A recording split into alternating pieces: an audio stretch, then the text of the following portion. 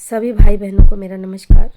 मैं फजीलत बेगम, president inspection media group जांच पड़ताल।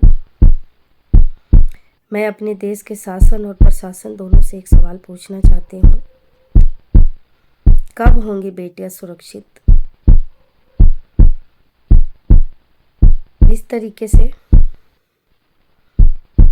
एक बेटी को, दिल्ली की बेटी को गाड़ी के नीचे कुछ दरिंदे 8 किलोमीटर तक घसीटते रहे, उस बेटे के चिथड़े उड़ाते रहे और दिल्ली पुलिस कुछ नहीं करी।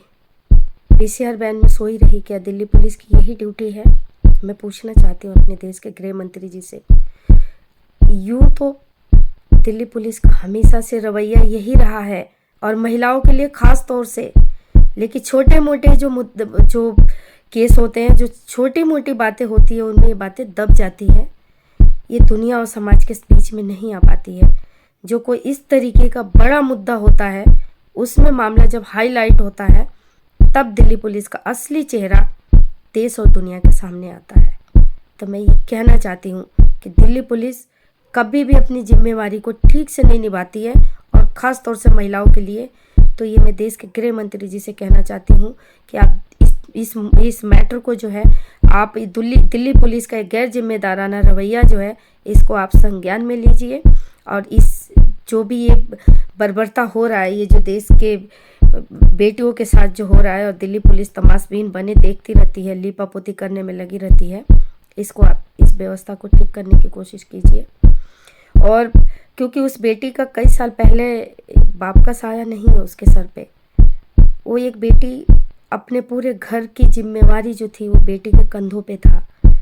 उस माँ की बीमारी का, इलाज का खर्चा उस बेटी पे था। अपने छोटे छोटे भाई बहन की पढ़ाई लिखाई का खर्चा उस बेटी के कंधों पे था, जो कि अब इस दुनिया में नहीं रही।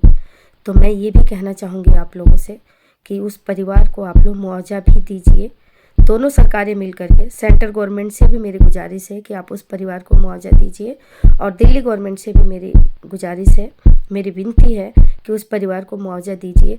कम से कम उस परिवार को 2 वक्त की रोटी तो मिल सके, कम से कम उस माँ की दवा तो मिल सके, कम से कम उन बच्चों को पढ़ाई लिखाई तो हो सके, कम से कम वो बच्चे अपने आगे की ज़िंदगी तो जी सके। जो बेटी मर गई, जो उस परिवार की बेटी चली गई, उसकी भरपाई तो नहीं हो सकता। उसके लिए मेरी आप लोगों से हाथ जोड़ के विनती है कि उन दरिंदों के खिलाफ कड़ी से कड़ी सज़ा मिलनी चाहिए, उनको फांसी होनी चाहिए।